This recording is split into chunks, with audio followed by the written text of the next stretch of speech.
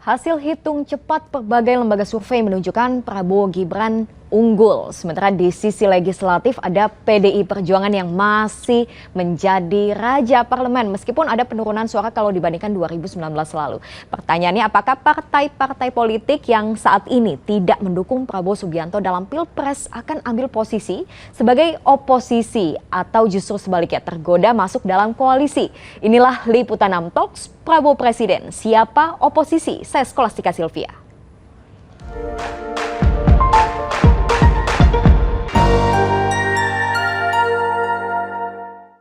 Untuk membahas tema kali ini di studio SCTV sudah hadir juru bicara PKS Pipin Sopian. Mas Pipin, terima kasih sudah gabung bersama-sama di Liputan 6. Kita sapa juga yang sudah gabung melalui sambungan Zoom. Semua. Dan sudah ada saat ini Direktur Eksekutif Lingkar Madani Indonesia, Bang Ray Rangkuti. Bang Ray, halo, sudah bisa dengar suara saya? Ya, merdeka.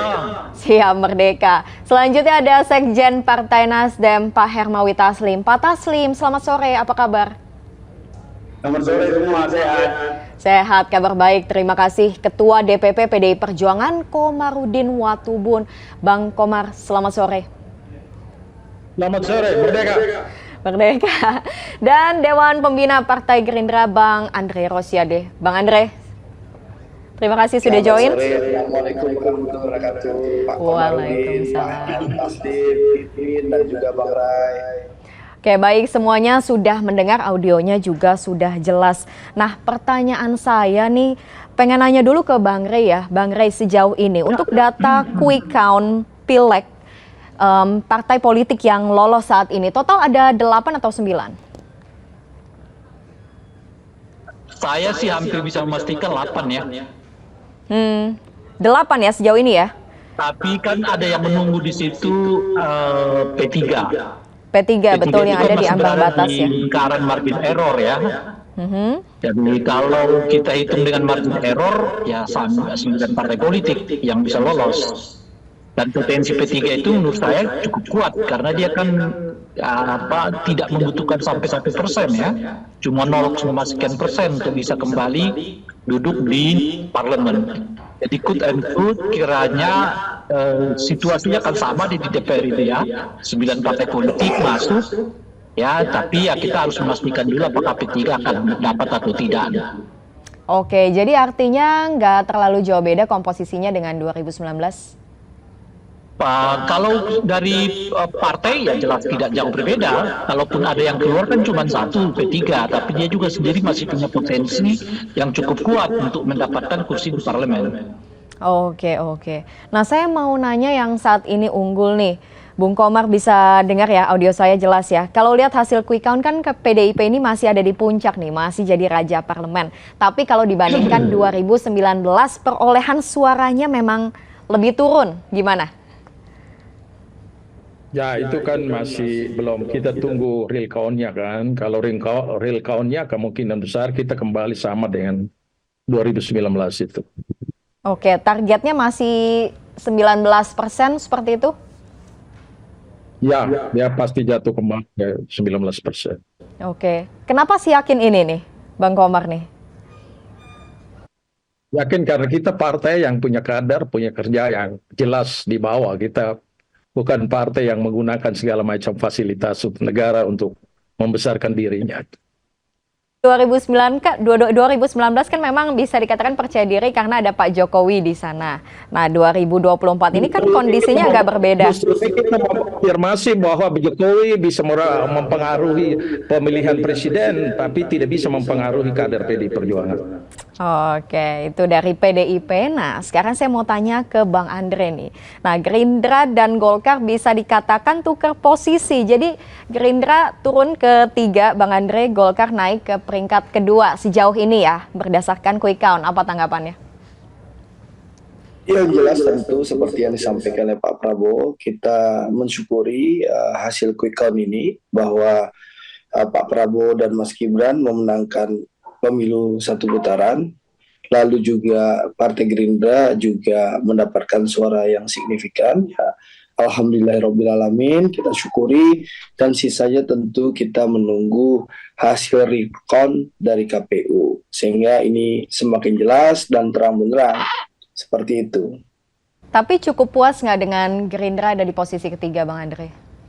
Tentu kalau untuk bicara Gerindra, ya saya sebagai kader Gerindra tentu tidak puas ya dengan posisi Gerindra, apalagi di berbagai lembaga survei sebelum pemilu Gerindra bersaing ketat bersama PDI Perjuangan, kalau nggak di posisi pertama ya posisi kedua.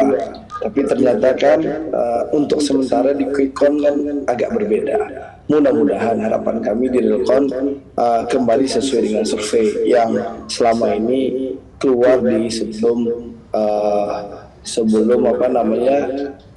pemilu dilaksanakan, termasuk di exit poll pun yang kita pegang itu Gerindra di posisi pertama. Tapi nanti kita tunggu saja hasil Realconnya seperti apa. Yang jelas teman-teman hari ini sudah megang C1 semuanya, kita lagi rekap semuanya untuk provinsi maupun DPR RI. Sehingga nanti mudah-mudahan dalam 1-2 hari ini sudah selesai perhitungan di internal kami. Oke, jadi masih optimis ada di juara 1. Tapi pertanyaannya kalau di posisi ini Gerindra ini karena Prabowo efek atau Jokowi efek nih, Bang Andre? Apa soal apa? Dengan Gerindra ada di posisi 1, seoptimis ini karena Prabowo efek atau Jokowi efek? Kalau Partai Gerindra tentu ya Pak Prabowo efek. Karena memang Partai Gerindra ini didirikan, dibesarkan oleh Pak Prabowo. Bahwa beliau ketua umum kami dan ketua dewan pembina kami. Kalau bicara Partai Gerindra. Oke. Saya mau tanya ke, tadi udah ada Gerindra, PDIP yang ada di 3 besar. Nah kemudian kita mau tanya ke Nasdem, ada Pak Taslim. Pak Taslim, kalau melihat perolehan suara saat ini versi quick count, Nasdem nih sudah cukup puas atau enggak deh, kayaknya masih bisa lebih lagi? Ya, jadi kalau quick count itu kan posisi kita urutan kelima. Kemarin, pemilu yang kemarin, kita itu ranking 4. Berkali-kali Pak Surya Paloh mengatakan kita masuk 3 besar, partai besar. Nah, berdasarkan real count kami, berdasarkan data C1 yang masuk, itu kami sudah hampir 11%. Jadi ke depan kita masih menunggu real count internal yang nanti di-compare dengan KPU. Yang jelas dengan posisi real count yang ada di televisi itu pun kursi kami sudah naik, tetapi nggak tahu naiknya berapa. Karena ini pergerakan jalan terus. Tapi inti dari ini semua adalah bahwa pemilu kali ini membawa keberkahan bagi kita semua. Karena apa? Karena pemilunya relatif aman. Lebih aman daripada polarisasi yang terjadi tahun 2019.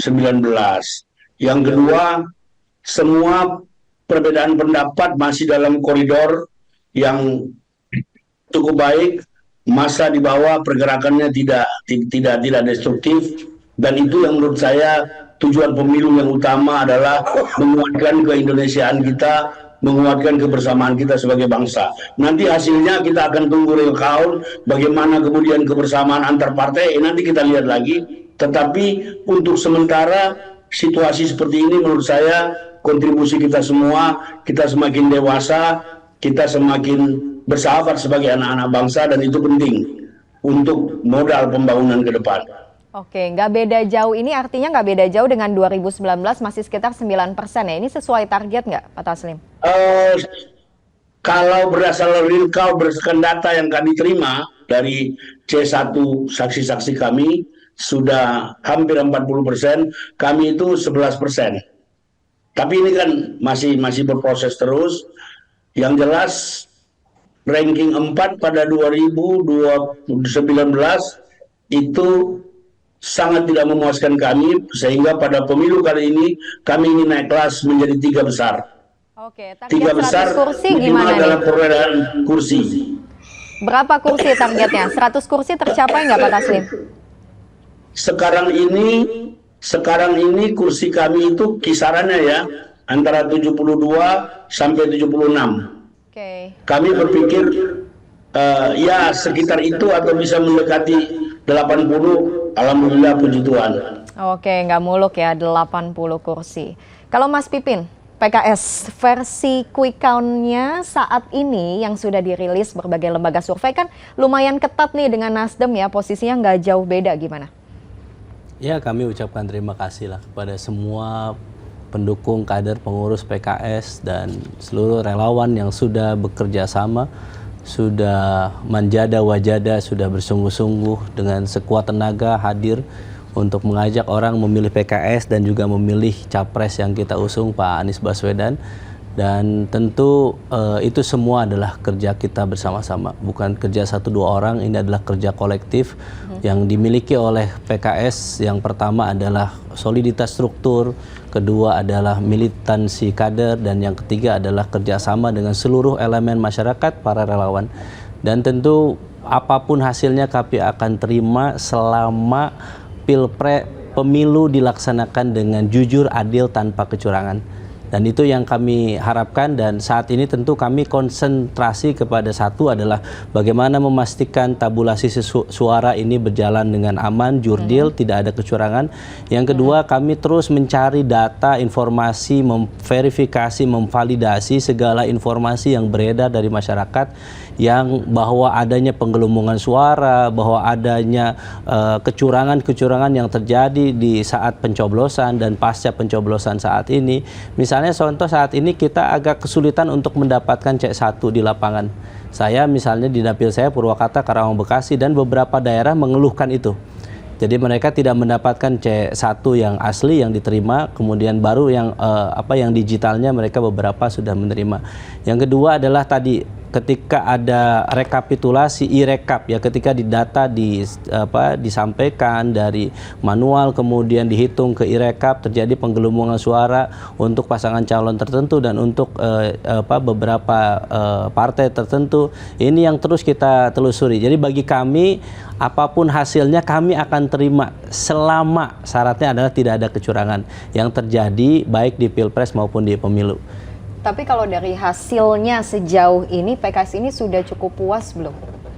Posisi kelima atau keempat ya, ini masih terus bergulir. Ya, itu kan baru quick count ya. Quick count ini hanya 2.000 dan saya kira semua juga punya pandangan yang berbeda ya. Misalnya tentu kita ingin lebih dari itu. Misalnya kalau kita melihat quick count ya itu hanya sampling di 2000 TPS ya, dan kita tentu saat ini yang kita ikhtiarkan adalah bagaimana real count yang kita terus kumpulkan. Jadi bagi kita berapapun hasilnya insya Allah kita akan terima selama tadi tidak ada kecurangan yang dilakukan oleh siapapun. Selama demokrasinya sehat. Betul, seperti yang itu ya, selama Mas ini Pipin, ya? kita sebetulnya saya selalu mengkritik ya bagaimana saat ini hasilnya. Kalau tadi judulnya Pak Prabowo Presiden belum, saya katakan Pak Prabowo belum menjadi presiden. Saat ini belum ditetapkan oleh KPU, belum saatnya untuk berbicara siapa yang oposisi, siapa yang masuk ke pemerintahan. Saat ini concern kami adalah bagaimana memastikan bahwa tidak ada kecurangan. Kalau ada kecurangan, bagaimana itu bisa diproses secara hukum sehingga keadilan itu ada di tengah-tengah kita. Kalau kita rasakan saat ini mulai dari awal ya terjadi politisasi hukum, kemudian terjadi politisasi bansos, saat ini terjadi politisasi aparat, dan kemudian saat ini terjadi dugaan manipulasi data suara, ya ada penggelembungan yang terjadi. Dan malam tadi kita sudah sampaikan di media dari 01 dan kemudian kita akan ajukan ke Bawaslu supaya ini diproses. Dan itu saya kira tadi bagaimana kedamaian pemilu damai itu akan lahir kalau ada jurdil, jujur dan adil prosesnya, tidak ada manipulasi, tidak ada kecurangan dan sebagainya. Oke Mas Pipin, nanti kan kita bicara ke sana. Saya mau tanya dulu ke Bang Rey. Bang Rey, jadi ada Nasdem dan PKS, dua partai ini yang bisa dikatakan selisih suaranya saat ini nggak terlalu jauh. Benar nggak sih mereka saat ini saling berebut kotel efeknya Anies Baswedan? Kalau iya, siapa yang lebih mendominan? Saya kira keduanya ini kan sebetulnya perolehan suaranya nggak terlalu jauh dibandingkan dengan pemilu 2019 ya. Artinya sejauh ini kayaknya Anies belum memberi sumbangsi suara kepada kedua belah pihak. Bahkan lebih teruk lagi sebetulnya kepada PKS kan, agak kesulitan gitu. Nah yang jelas itu kalau di koalisinya Anies itu ada imin efek ya. Kalau imin efek itu jelas ke PKB, nah itu pasti mereka lumayan bagus tuh. ya kan? Nah, oleh karena itu mungkin yang bisa dilihat dari pasangan Anies itu adalah imin efeknya ya ke partainya, dalam ini adalah PKB gitu. Adapun ke PKS maupun ke Nasdem kelihatan belum terlalu signifikan efek yang disodorkan.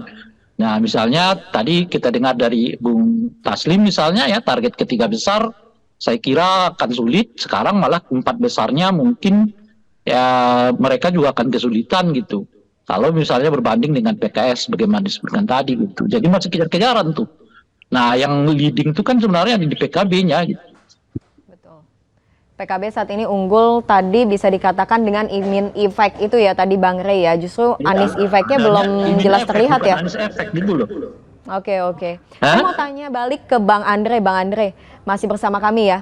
Jadi sampai saat ini kan total ada 8 atau tadi mungkin 9 partai politik yang lolos ke parlemen. Nah, dari semua parpol ini yang menjadi pengusung paslon 02 ini kan total ada 4 ya. Sementara saat ini 4 sampai 5 lainnya ini masih merupakan lawan atau oposisi dalam Pilpres kemarin. Ngelihatnya gimana? Komposisinya nih hampir balance nih, hampir 50-50. Ya, sebelum masuk ke pertanyaan, saya ingin mengutip kalimat yang sangat sangat terkenal dan top waktu itu di pemilu 2019. Prof. Mahfud itu pernah bilang begini, tidak ada benarnya KPU di mata yang kalah. Orang yang takut kalah itu selalu menyerang. Semua pemilu dituduh curang oleh yang kalah. Ini kata Prof. Mahfud, masih guru besar hukum tata negara 5 tahun yang lalu sebelum jadi Menko Polhukam maupun jadi calon wakil presiden. Jadi saya ingin menyampaikan bahwa pernyataan Bang Hermawi Taslim tadi sangat sejuk ya, bahwa kita menyerahkan sepenuhnya, menunggu, dan memang kalau memang ada kecurangan, mari kita bawa buktinya, kita proses secara hukum. Jangan kita membangun narasi-narasi seakan-akan ada kecurangan, tapi yang kita sampaikan itu narasi-narasi sesat, hanya berita hoax dan fitnah, tanpa ada data dan tanpa ada laporan. Ini penting, kasihan rakyat kalau dibobokkan oleh politisi dengan narasi-narasi sesat. Ini penting juga bagi rakyat. Lalu yang kedua, soal rencana koalisi. Saya rasa hampir seluruh partai, apalagi senior kita Pak Komarudin Watubun, pasti seluruh partai saat ini masih menunggu ya Pak Komar, hasil yang ada di KPU. Tidak akan mungkin ada komunikasi partai politik kalau realcon KPU-nya baik urusan Pilpres dan Pileg belum selesai. Jadi mungkin tunggulah 1 minggu lagi, semua partai politik itu sudah punya pegangan, sudah tahu hasil realconnya. Meskipun mungkin di KPU masih berjenjang, tapi hari Senin, percaya sama saya, seluruh C1 yang ada di seluruh partai politik itu sudah terhitung, sudah tahu kita berapa angka Pilpresnya, berapa angka Pilegnya itu di hari Senin. Jadi sing sabar, ojo kesusu. Nah, kalau komunikasi, saya ingin sampaikan, Partai Gerindra dan Pak Prabowo punya hubungan yang sangat baik dengan seluruh partai politik. Dengan partainya Pak Komar, hubungan kami sangat baik. Pak Prabowo sangat menghormati Bu Mega. Lalu pimpinan DPR kita, Bang Dasko, punya hubungan yang baik dengan Mbak Puan. Lalu juga Bang Muzani, sekjen kami, punya hubungan yang baik dengan Mbak Sasto. Jadi hubungan kita terjaga dengan baik. Meskipun kita berbeda pilihan partai politik, pilihan presiden di Pilpres, kerjasama kami antara PDI Perjuangan dan Gerindra itu di parlemen masih jalan sampai sekarang. Itu satu. Yang kedua, apalagi dengan Nasdem, Pak Prabowo dan Bang Surya itu satu perguruan, satu ilmu, satu guru gitu loh. Ya.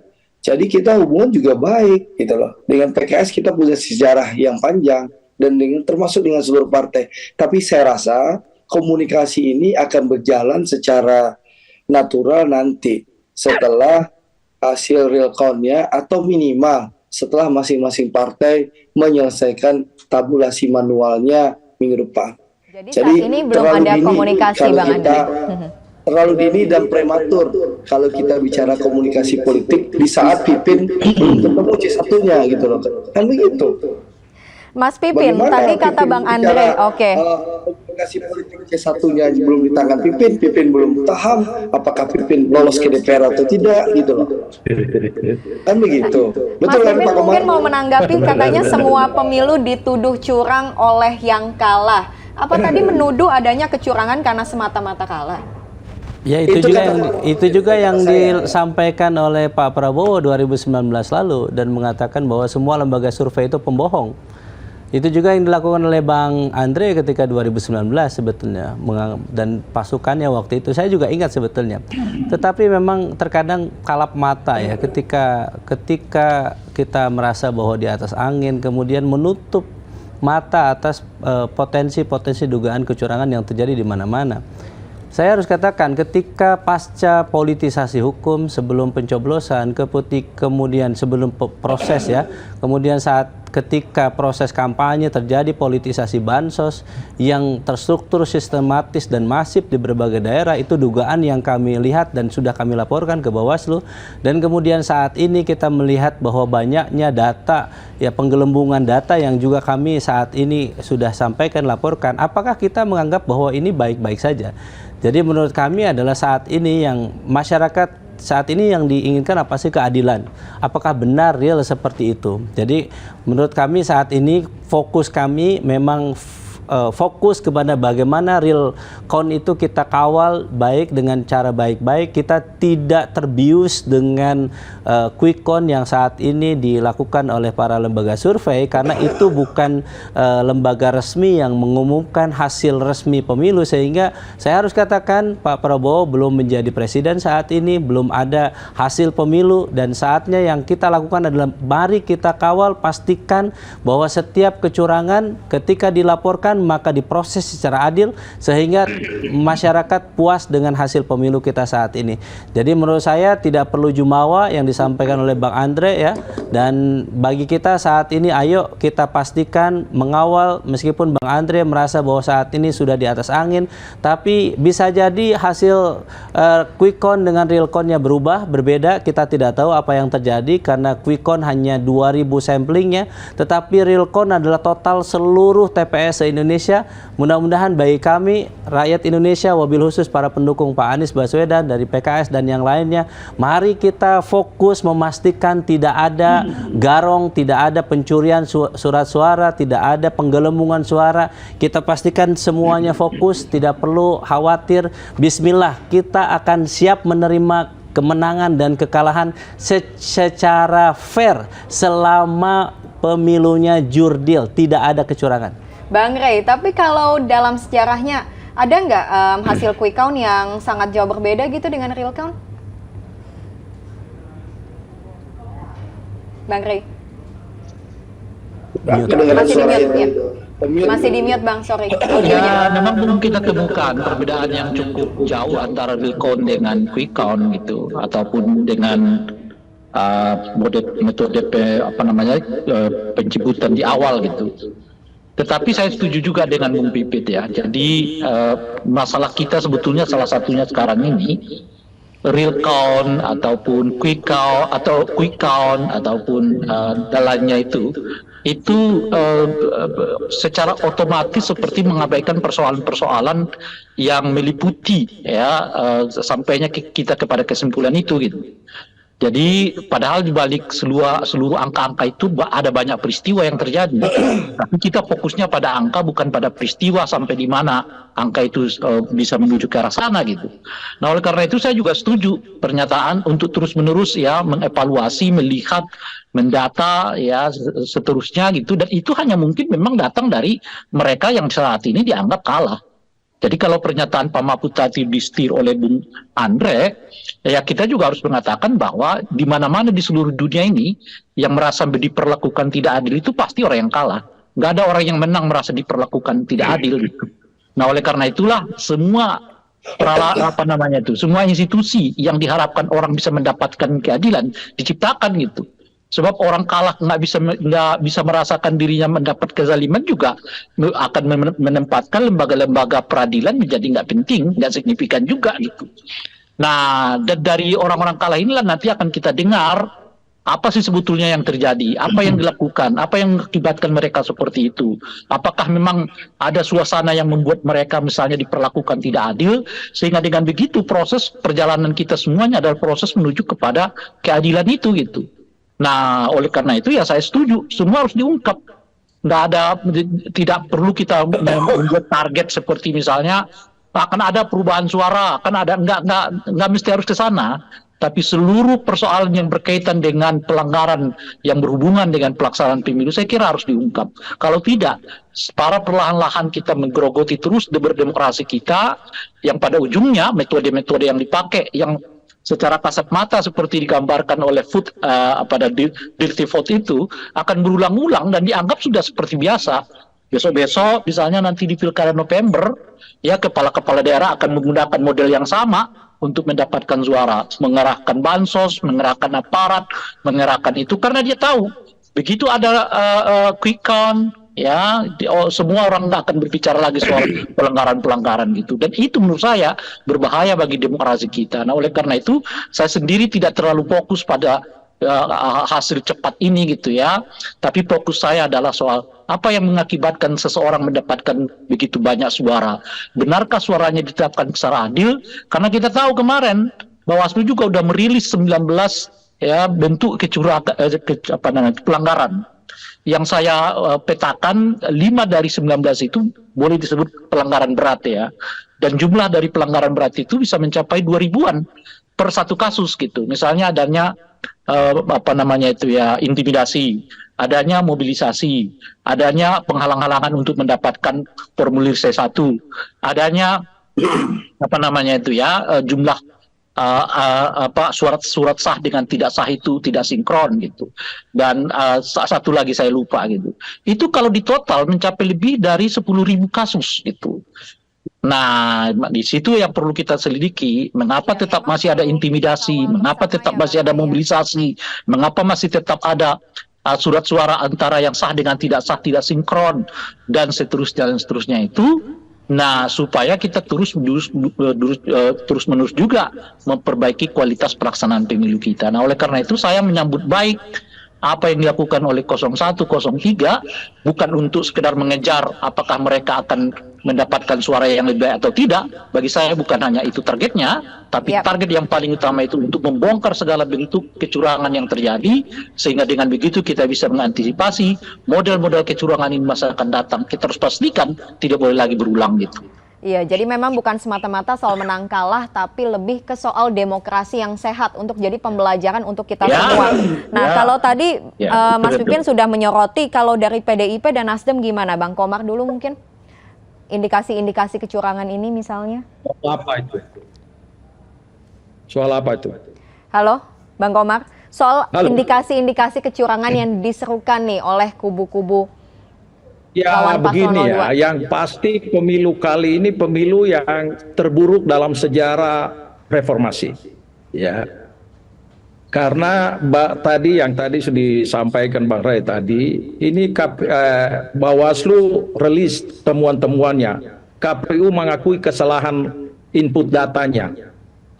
Itu semua orang bisa nonton baca. Saya sekarang ada di Papua, tapi saya ikuti itu dengan baik dan saksama. Kemudian kepala negara mobilisasi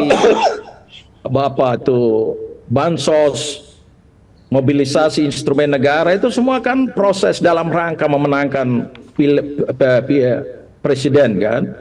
Jadi kita tidak sekedar mengejar siapa yang menang, siapa yang kalah, tapi proses itu benar atau tidak. Jadi saya yakin proses ini berjalan, dan baik nomor 1 maupun nomor 3 yang merasa dirugikan, tentu kita juga akan menyampaikan bukti-bukti untuk bisa diuji. Jadi pemilu dari waktu ke waktu harus lebih baik. Harus diingat bahwa reformasi ini banyak teman-teman kita yang mati sampai hari ini juga tidak tahu rimba mereka di mana. Jadi sebenarnya kita yang punya kesempatan, pintu reformasi terbuka, akhirnya kita menjadi pejabat, termasuk Jokowi itu harusnya punya tanggung jawab untuk membangun demokrasi dari waktu ke waktu yang lebih baik. Pak Taslim mau menambahkan dari Nasdem, Pak Taslim, ada pandangan? Ya, jadi dalam sebuah event, kalah menang itu kan sesuatu yang biasa. Setiap 5 tahun pasti ada yang kalah, pasti ada yang menang. Saya sependapat dengan Bung Komar, yang paling penting bagaimana kita membuat pemilu kali ini menjadi pemilu yang paling baik, pemilu yang paling terhormat, pemilu yang paling bermartabat, pemilu yang paling kecil kecurangannya, pemilu yang tidak ada intimidasi, itu yang sedang kita kerjakan sekarang. Jadi bukan seperti pernyataan Pak Mahfud tadi, bukan menyalah-nyalakan. Kami di sini dibantu oleh 100 anak muda yang mentabulasi semua selain C1, menginventarisasi berbagai masalah. Kita juga tidak terima saja masalah, mana bukti kamu gitu loh. Nah itu sebagian kita sudah lapor. Jadi tugas kita bersama-sama menjadikan katanya kita mau menuju Indonesia emas. Masa Indonesia emas pemilunya seperti ini? Pemilu yang lebih baik dong. Nah, kita bicara semua, kita berkumpul semua ini, dan saya kira Andre juga setuju, dalam rangka menjadikan hasil pemilu yang legitimate. Kalau legitimate, kekuasaan yang ada itu dia juga jadi tenang, tidak diganggu. Kalau banyak persoalan yang belum diselesaikan selama pemilu, kasihan nanti siapapun yang jadi pemimpin yang akan datang, kasihan. Pasti rakyat ribut terus gitu loh. Nah ini yang kita mau cegah. Jadi kita menjadikan pemilu ini sebagai pemilu yang paling bermartabat, paling terhormat. Kita beri contoh lah. Kan kami menerima banyak pemantau pemilu dari beberapa negara. Saya mengatakan kalian tunggu aja. Pemilu kami ini pasti baik. Karena kami juga suka mengklaim sebagai negara demokrasi keempat atau kelima terbesar di dunia. Kalian tunggu saja. Mereka sendiri yang mengatakan kami dapat begini, tapi sabar aja. Ada mekanismenya, kita akan lapor, kita akan usut, dan kita akan menggunakan semua mekanisme yang disediakan oleh konstitusi. Termasuk Tapi Nasdem, Pak Taslim, dan tidak kalau tertutup Nasdem, kemungkinan kita ke MK. Pak Taslim, Ya. kalau Nasdem sendiri melihat ada kecurangan seperti yang dilaporkan kubu lain nggak? Kita sedang inventarisasi, sebagian kita sudah lapor. Jadi kalau ada kecurangan, kita kan tidak mau ke pihak mana. Kecurangan itu bisa terjadi kemana-mana. Tetapi opini-opini yang terbentuk sekarang ini kan sudah jelas mengarah kemana. Sama saja seperti quick count ini. Quick count, kita minta rakyat tidak terbius oleh quick count. Karena quick count nggak diatur oleh PKPU. Quick count nggak diatur oleh ketentuan pemilu. Yang diatur itu adalah real count. Yang diatur itu rekapitulasi manual. Dan itu yang sedang kita lakukan sekarang. Jadi, dan itu diberi waktu oleh konstitusi buat kita semua. Jadi kita menurut saya dan di tengah dalam situasi yang seperti ini, kita masing-masing menahan diri. Saya senang kemarin pernyataannya Pak Prabowo di Senayan, dia juga bilang kita menunggu. Tetapi masalahnya akar rumput ini kan tidak sabar kan, tidak sabar kirim kembang dan segala macam. Dan kita maklumi itu, yang penting tidak ada mobilisasi. Kita maklum itu. Kita mengerti bagaimana akar rumput bekerja. Saya kira demikian. Oke, Bang Andre mungkin ingin menanggapi tadi. Ya, kalau Jumawa dari tadi tidak ada pernyataan Jumawa ya. Dari tadi saya menyampaikan satu, kita tunggu hasil keputusan KPU. Meskipun kami bersyukur bahwa quick count menunjukkan Pak Prabowo menang, ya. Tentu kami syukuri, tapi sekali lagi kami menunggu keputusan KPU. Itu yang disampaikan oleh Pak Prabowo. Hanya saya menyampaikan kalau ada bukti kecurangan, laporkan. Jangan kita membangun narasi-narasi, kalimat-kalimat seakan-akan semua curang, tapi kita tidak melaporkan. Ya, itu yang paling penting. Karena kita sekali lagi, ya kami pasangan 02 ingin menang secara terhormat dan bermartabat. Ini saya kasih contoh ya. Saya ini pemain lapangan. Saya ini ketua tim kampanye daerah, Bang Hermawan Taslim tahu nih, ini senior saya di sekolah ini. Ya, jadi posisi, saya kasih contoh Sumatera Barat. Sumatera Barat itu ya menjadi basisnya Mas Anies ya sejak Pak Prabowo memutuskan Mas Gibran menjadi calon wakil presiden Pak Prabowo. Ya, sehingga Mas Anies unggul tebal di Sumatera Barat di akhir Oktober 2023. Saya ditunjuk jadi ketua tim kampanye daerah. Bang Taslim tuh sering pulang kampung.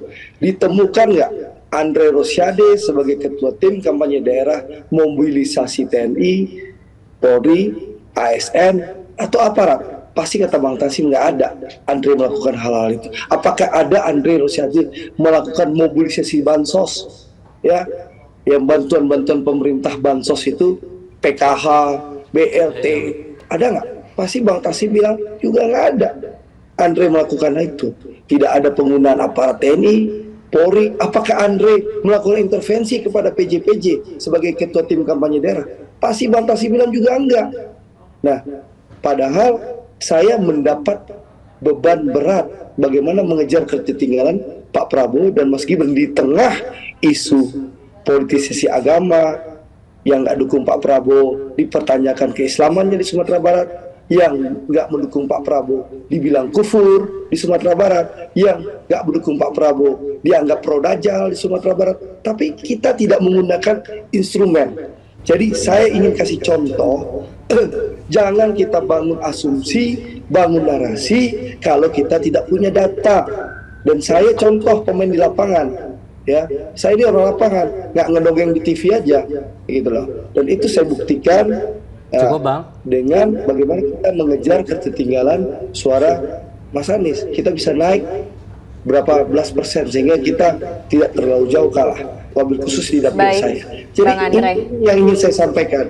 Jadi sekali lagi kita hormati, kita tunggu hasil realcon, dan kita mendorong kalau ada bukti kecurangan silahkan laporkan, karena semua pihak ingin pemilu ini berjalan secara jujur, adil, dan kita ingin semua menang secara terhormat dan bermartabat. Tapi saran saya, jangan kita bangun narasi-narasi kebohongan-kebohongan untuk mengentertain dan membangun militansi pendukung kita. Kasihan rakyat dibohongi. Mas Pipin mau menanggapi? Ya, sungguh manis yang disampaikan oleh Bang Andre ya. Jadi memang itulah yang selalu disampaikan, dan bagi kami ya Bang Andre mencontohkan dirinya sendiri itu sah-sah saja. Tetapi kan publik menilai, kami juga mempunyai laporan dari berbagai daerah. Kalau Anda mau mengatakan bahwa saya misalnya ada nggak bukti di saya ada. Timnya 02 misalnya mengumpulkan kepala desa, kemudian dari situlah para kepala desa itu kemudian diberikan target, kemudian ada pembagian money politik dan sebagainya. Ada nggak bukti? Ada. Dilaporkan tidak? Dilaporkan. Jadi persoalannya adalah setelah dilaporkan apakah itu diproses tidak kira-kira? Setelah itu ditindaklanjuti atau tidak? Pertanyaannya. Kemudian setelah ditindaklanjuti itu memenuhi rasa keadilan atau tidak? Itulah yang sebetulnya yang kita rasakan sejak awal ketika kita melaporkan. Jadi seakan-akan kalau yang mengusung saya selesaikan dulu. Saya tadi Anda ngomong saya diam, sekarang saya dulu. Saya dulu. Anda ngomong saya diam. Anda ngomong saya diam. Mau saya atau Anda? Ya. Silakan, jadi Mas menurut saya, jadi clear. Saya kira ketika Anda mengatakan jangan bawa narasi misalnya kecurangan dan sebagainya, real terjadi di mana-mana, atau buktinya juga banyak, dilaporkan. Jadi seakan-akan jangan sampai kita ini seperti menutup mata apa yang terjadi di lapangan.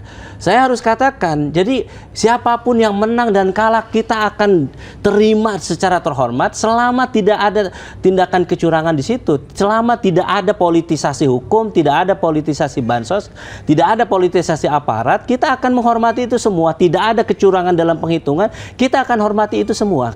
Jadi tidak ada upaya untuk narasi misalnya seakan-akan ini kecurangan di mana-mana. Memang ada kecurangan itu terjadi, buktinya ada, dilaporkan. Jadi saat ini ya itulah saya kira ketika merasa bahwa sudah di atas angin, merasa bahwa ini fine-fine saja, tidak terjadi apa-apa, padahal masyarakat saat ini gundah gulana melihat fenomena di mana bansos dipolitisasi. Kalau saya mengatakan bansos dipolitisasi, ada nggak buktinya? Ada. Sudah dilaporkan? Sudah. Jadi saya kira saya harus katakan, kalau dikatakan tadi saya kira dari Pak Komar, kemudian Pak Taslim, yang saat ini terjadi itu kok kita merasakan hal yang sama, bahwa mobilisasi oknum aparat, kemudian bansos dijadikan alat untuk kampanye, untuk nyogok rakyat. Di saat kampanye 496 triliun digelontorkan, dan kemudian kita seakan-akan menutup mata itu. Makanya nanti tantangannya ada di MK. Bisa jadi misalnya di quick count, bisa jadi misalnya Anda unggul, tetapi belum tentu nanti, mudah-mudahan kita harapkan nanti di MK ketika nanti ada dugaan kecurangan itu dilakukan secara terstruktur, sistematis dan masif, kita berharap ada keadilan di MK itu. Ketika apa? Ketika cara-cara untuk menang itu menghalalkan segala cara, menggunakan politisasi hukum, menggunakan politisasi bansos, menggunakan politisasi oknum aparat untuk memenangkan salah satu calon, itu kita rasakan di mana-mana. Tinggal bagaimana nanti goalnya ketika nanti Bawaslu apakah bisa memutuskan dengan cara adil, apakah nanti MK ketika keputusan sudah ada bisa memutuskan secara adil atau tidak. Bagi kami siapapun yang menang, selama menangnya adalah tidak dengan kecurangan, kami akan angkat tangan, kami akan hormati itu. Tetapi kalau menangnya dengan kecurangan, dengan memobilisasi bansos, dengan memobilisasi aparatur sipil negara, dengan memobilisasi penggelembungan suara, maka disitulah persoalan kita. Jadi bagi kami tidak ada persoalan. Pak Anies Baswedan, kami dari PKS, silakan siapapun yang menang kami hormati, tapi menanglah dengan cara terhormat. Jangan ngomong terhormat, tetapi di mana-mana kecurangan. Oke, baik Mas Pipin. Saya mau tanya ke Bang Rey. Bang, ini kan ngomongnya jadi soal dugaan-dugaan kecurangan. Memang bisa ditindaklanjuti sejauh apa sih? Sebelum lupa, saya ada mau nambah satu. Tadi ada pertanyaan moderator kepada Bang Rey, apakah pernah terjadi orang yang menang atau orang hasil quick count dan hasil real count berbeda? Ini ada pengalaman Turki dengan presiden yang sekarang. Dia kalah dalam quick count, tapi menang real count. Oleh karena itu, siaran pers 01 tadi malam itu mengatakan jangan terbius dengan quick count, karena ada pengalaman internasional. Ada pengalaman orang yang hasilnya terbalik. Jadi orang yang kalah di real count, Erdogan, dia akhirnya menang dan dia jadi presiden. Bang Rey, silahkan. Yang real count yang kita tunggu. Demikian. Sebelum lupa. Saya boleh nambahin pernyataan Bang Hermawitas. Pak Erdogan itu di survei kalah, tapi di quick count dan real count beliau menang. Tidak, di surveinya bervariasi, survei bermacam-macam. Di quick count dia kalah, di real count dia menang. Nanti kita lihat lagi catatan kita masing-masing. Bang Rey, silahkan menanggapi Bang Rey. Yang mana saya tadi nih? Iya, tadi kan real count, quick count. Ini lebih ke dugaan kecurangan, bisa ditindaklanjuti sejauh apa? Aku pesimis ya. Masalah kita kan di situ sebenarnya gitu. Saya kan dari awal sebelum tahapan mulai udah beberapa kali mengadukan berbagai persoalan ke Bawaslu, dan selalu saja ada argumen Bawaslu untuk tidak melanjutkan beberapa laporan itu. Makanya saya seringkali sambil mungkin ya mengkritik Bawaslu sebetulnya. Saya mengatakan Bawaslu itu sibuk sekali ya mencari pasal-pasal. Tapi ujung-ujungnya yang dia cari itu pasal untuk tidak menindaklanjuti kasus gitu. Ketimbang pasal yang membuktikan bahwa kasus yang dilaporkan itu ada unsur pelanggarannya gitu. Itu seringkali saya sebut. Makanya salah satu rekomendasi saya untuk Pilpres kali ini adalah mengevaluasi keberadaan Bawaslu. Masih dibutuhkan nggak? Sebab menurut saya dengan adanya dirty vote itu jauh lebih efektif melakukan pengawalan dan pengawasan terhadap pelaksanaan Pilpres khususnya dibandingkan dengan kinerja Bawaslu.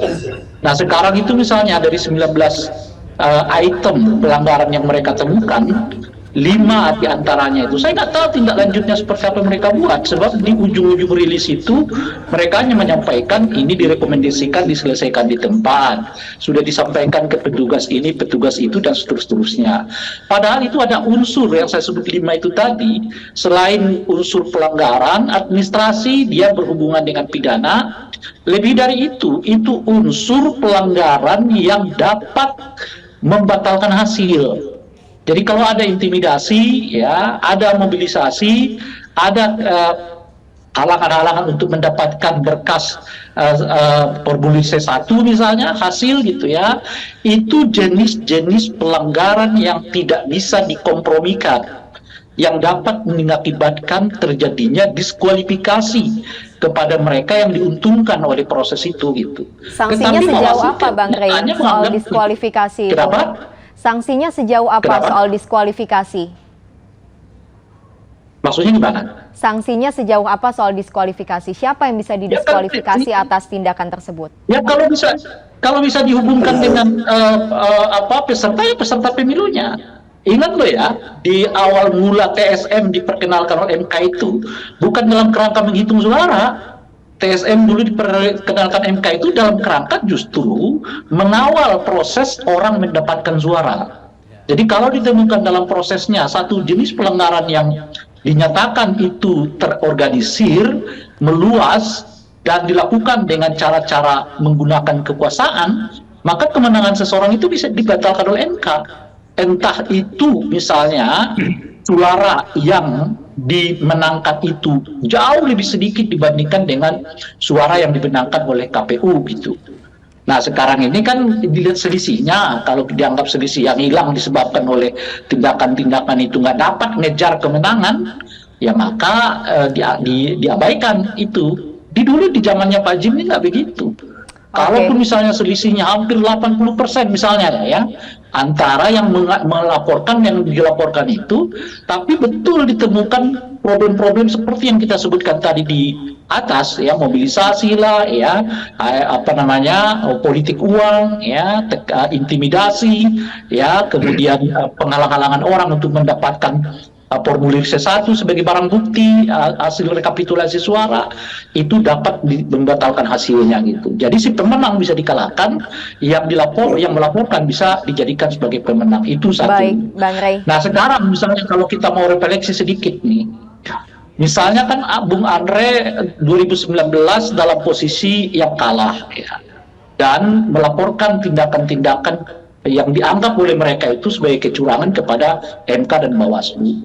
Pertanyaannya sebetulnya dari Pilpres 2019 ke 2024 apa yang berubah?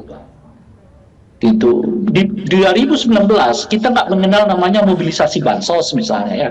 Di 2019 kita nggak mengenal namanya apa itu ya, sikap independensi yang tidak seperti sekarang ini gitu.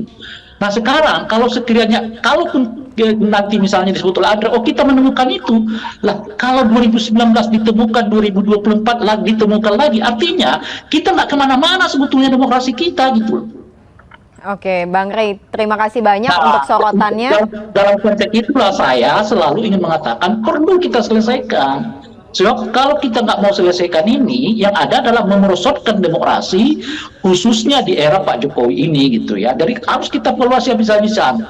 Kenapa aparat begitu mudah dipergunakan misalnya, dan seterusnya itu. Gitu. Baik, izinkan saya kembali ke topik utama kita pada hari ini, Bapak-Bapak, soal oposisi atau koalisi.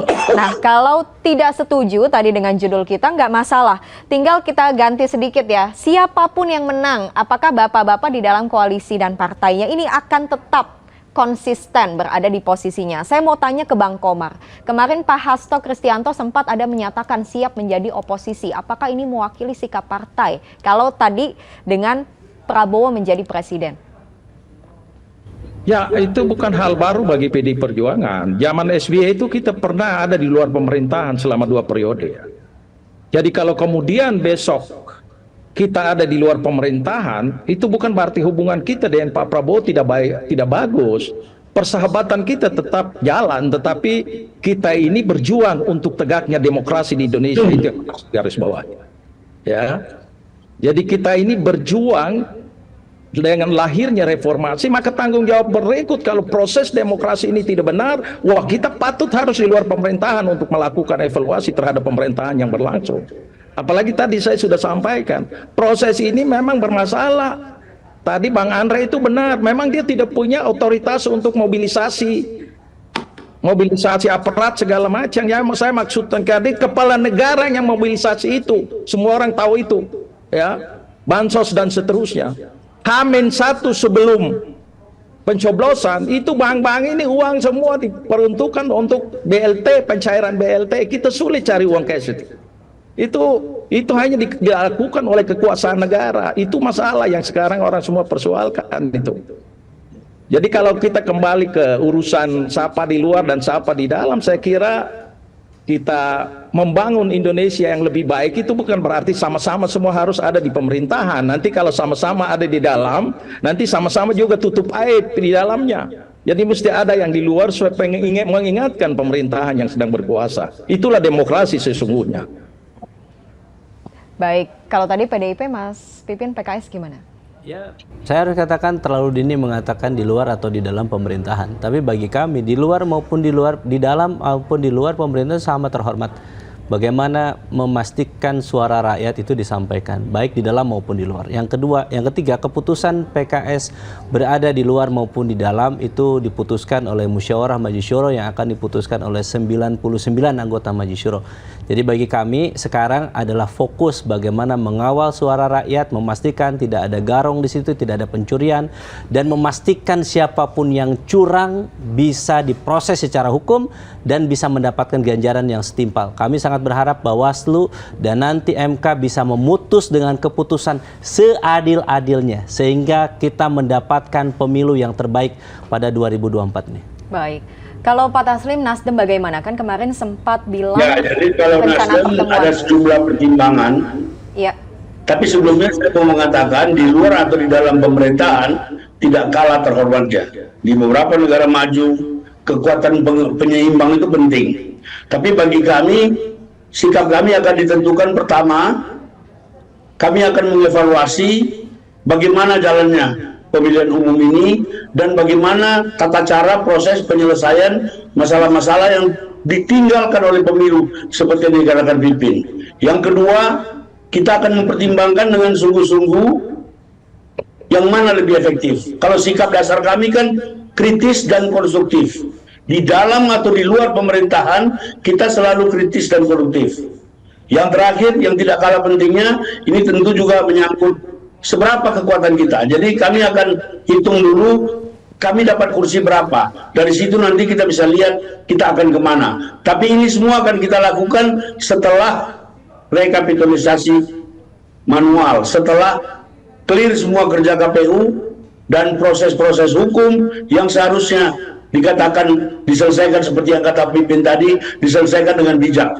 Kalau misalnya banyak PR dari pemilu ini, banyak hal yang tidak tuntas, yang dengan kasat mata kita lihat, kita mempertimbangkan dengan sungguh-sungguh untuk menempatkan posisi Nasdem sebagai partai yang selalu mengusung restorasi. Demikian.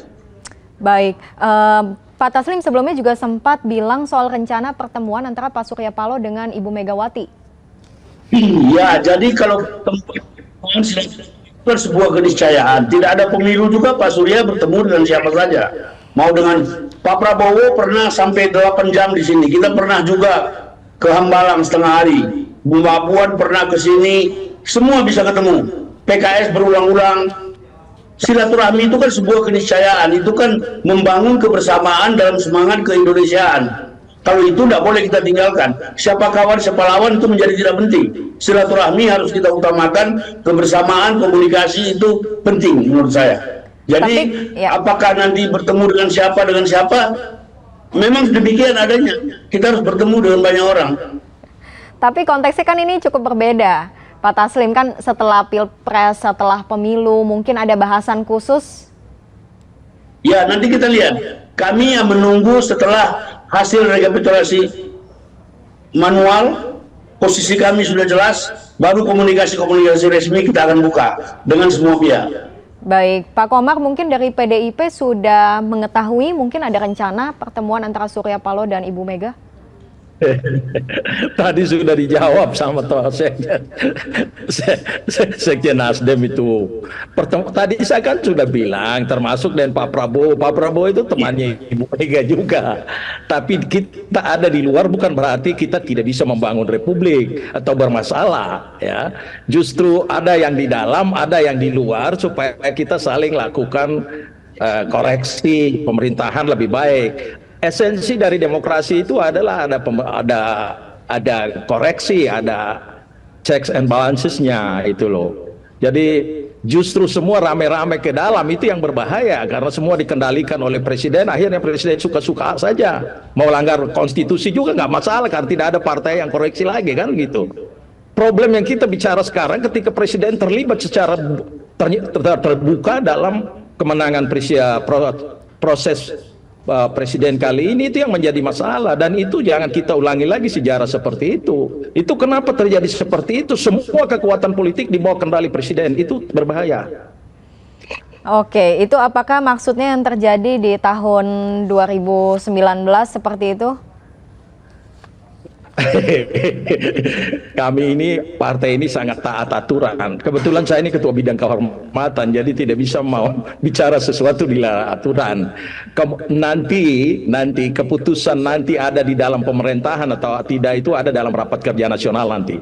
Tapi tadi saya sampaikan sikap partai yang pernah kita lakukan dan mungkin juga kita akan lakukan. Baik. Bang Rey menanggapi, tadi ada statement dari Bang Komar soal rame-rame ke dalam itu bahaya. Ini terjadi saat Jokowi didukung oleh 81% suara parpol di parlemen. Silahkan tanggapannya. Sebelum kita berbicara koalisi pasca pilpres, saya kira koalisi pra pilpres atau pra penetapan hasil pemilu juga ada terjadi. Itu tepatnya kita sebut koalisi pra Oktober dan koalisi pasca Oktober. Yang kita bicarakan itu nampaknya koalisi pasca Oktober, masih jauh kan sebetulnya gitu. Karena pelantikan presiden itu baru dilakukan nanti Oktober. Jadi ada 7 bulan lagi jedanya dari hari ini ke bulan Oktober itu. Nah, kita bicara 7 bulan ini aja dulu. Apa kira-kira landscape politiknya selama 7 bulan ke depan? Saya kira kalau melihat perkembangan situasi seperti sekarang, udah terbentuk kok koalisinya gitu. Koalisi non Pak Jokowi dan koalisi Pak Jokowi. Koalisi Pak Jokowi itu ya seperti sekarang ada Gerindra, Golkar, PAN. Saya kira setengah-setengahnya ada Demokrat gitu. Tapi koalisi non Pak Jokowi itu ya PDI, ya Nasdem, PKS, P3 gitu, yang total kursinya sebetulnya mendominasi di legislatif, yaitu 314 kursi. Setidaknya itu berjumlah sekitar 60%. Nah, artinya apa gitu? Artinya selama 7 bulan ke depan kita akan lihat sebetulnya satu kompetisi antara koalisi yang dibangun oleh Pak Jokowi, yang koalisi yang sekarang, yang bukan administratif ya, yang faktualnya gitu, dengan koalisi yang tidak bergabung dengan Pak Jokowi, di mana di sini adalah PDI ya dan seterusnya itu gitu. Nah, oleh karena itu kalau dilihat dari konteks ini, saya kira ada nuansa yang mungkin akan dihadapi oleh Pak Jokowi lebih berat berbanding misalnya dengan sebelum pilpres dilakukan, dan itu lumayan panjang karena 7 bulan. Nah, dalam 7 bulan ini apakah apa yang akan terjadi? Bisa banyak. Termasuk misalnya kalau kita tadi berbicara berbagai macam pelanggaran-pelanggaran itu dikompilasi dengan temuan-temuan Bawaslu, dihubungkan nanti dengan dirty vote dan ataupun temuan-temuan lembaga pemantau, bisa saja koalisi-koalisi yang ada sekarang ini menyodorkan angket kepada presiden. Usulnya misalnya angket soal penggunaan bansos atau angket dugaan adanya pelibatan aparat ya dalam pelaksanaan pemilu. Itu sangat mungkin kalau jalur-jalur yang dianggap formalnya ya, seperti MK, ya, seperti apa tadi Bawaslu, tidak cukup memuaskan untuk mengungkap berbagai persoalan yang kita alami ini. Dan pandangan saya, pikiran saya, melihat Bawaslu-nya yang sekarang, saya melihat mereka nggak memiliki keberanian untuk mengungkap persoalan-persoalan seperti yang diungkapkan itu tadi. Misalnya, apakah akan ada politisasi bansos? Apakah ada pengerahan aparat? Saya nggak terlalu yakin mereka akan berani mengungkapnya. Termasuk di dalamnya misalnya ada nggak penggunaan dana yang ilegal di dalam pelaksanaan pemilu. Nah, saya kira terbuka kemungkinan kepada koalisi baru ini untuk mengungkap semua ya persoalan-persoalan yang terkait dengan dugaan adanya pelanggaran itu tidak lagi melalui jalur pendekatan hukum, tetapi melalui jalur politik, yaitu tadi menyodorkan angket kepada presiden, angket beras bansos, angket dugaan penggunaan aparat, atau angket terkait dengan mungkin ya dana ilegal dalam pelaksanaan pemilu. Ya bisa saja misalnya dihubung-hubungkan dengan laporan dari temuan yang menyebutkan adanya pembelian pesawat dengan keuntungan tertentu kepada pejabat negara tertentu misalnya, dan seterusnya itu. Jadi intinya 7 bulan ke depan saya kira politiknya akan dinamis, dan PDI khususnya akan memperlihatkan apa istilahnya wajah baru mereka, wajah yang oposisi terhadap Pak Jokowi. Dan kalaupun kemudian akhir pilpres ini tetap menggambarkan hasil sesuai dengan quick count seperti yang sekarang, saya sih tetap berkeyakinan PKS dengan PDI itu mengambil jalur oposisi atau jalur di luar gitu ya. Mungkin juga akan Nasdem bersamanya, maka pemerintahannya Pak Prabowo adalah pemerintahan yang dapat terkontrol karena setidaknya di legislatif itu 50-50. Setengahnya adalah partai pendukung Prabowo Gibran dan setengahnya adalah partai yang oposisi kepadanya. Kalau lagi-lagi ya hasil quick count yang sekarang ini menunjukkan hasil yang real sama. count. Baik, satu kapal nggak PKS dengan PDIP? Kalau Mas Pipin tadi menanggapi Bang Rey. Apa kapal apa ya? Kapal oposisi. Pemilu belum selesai, bisa jadi malah kami yang pemenangnya bisa jadi ini 2 putaran, ini belum selesai. Karena tadi bagaimana nanti proses di MK-nya Bawaslu, kemudian di MK-nya kita belum tahu. Jadi saya kira terlalu dini kalau kita mengatakan siapa oposisi, siapa yang berada di dalam pemerintahan. Fokus saat ini adalah bagaimana mengawal, memastikan siapapun yang curang mendapatkan ganjaran yang setimpal di proses dan Bawaslu dan MK bisa memutuskan seadil-adilnya. Baik, Mas Pipin. Bang Andre, tadi kalau kata Bang Rey ada kemungkinan 2 koalisi, yaitu koalisi Jokowi yang saat ini mendukung paslon Prabowo Gibran dan koalisi non Pak Jokowi yang saat ini berada di kubu berseberangan. Nah, saat ini kalau dilihat dari persentasenya yang non Pak Jokowi ini cukup besar, hampir 60% dibandingkan saat ini yang pro dengan paslon 02. Ini melihatnya sebagai ancaman atau kendala nggak? Bang Andre masih di mute. Sekali lagi seperti yang disampaikan seluruh pimpinan partai politik tadi, bahwa semua kemungkinan bisa terjadi. Yang jelas seluruh partai politik punya komitmen yang sama bahwa kita akan mendukung hal-hal yang baik, ya, apapun yang dilakukan oleh pemerintah. Dan saya rasa baik di dalam maupun di luar seluruh partai tentu akan mendukung kebijakan pemerintah yang baik untuk rakyat. Jadi menurut saya tunggulah hasil pemilu ini selesai dulu, minimal 1 minggu ini SCTV sabar dulu gitu loh, biar Pipin selesai ngitung suara C1-nya, saya juga selesai ngitung suara C1-nya, Pak Komarudin juga selesai. Kalau Bang Taslim dia tenang-tenang saja di dalam sutra, nanti malam saya pulang Bang. Benar. Jadi biarkan kami selesai dulu ngitung C1-nya, nah nanti ya rekapitulasi selesai, rekon selesai, pasti komunikasi itu akan berjalan. Nggak perlu lapor-lapor, komunikasi itu pasti berjalan. Apalagi DPR sekarang reses.